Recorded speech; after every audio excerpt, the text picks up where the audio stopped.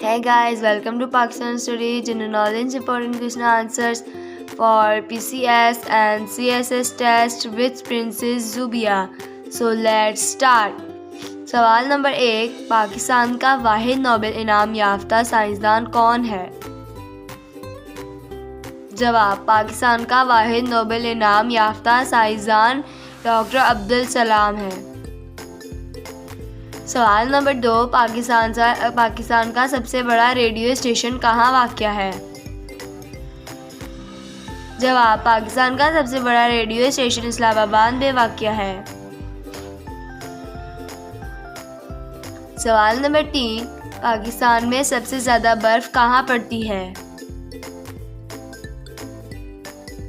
جواب: پاکستان میں سب سے زیادہ برف اسکردو میں پڑتی ہے۔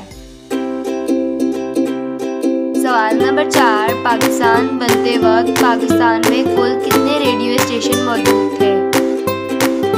جواب: پاکستان بنتے وقت پاکستان میں کل 3 ریڈیو اسٹیشن موجود تھے۔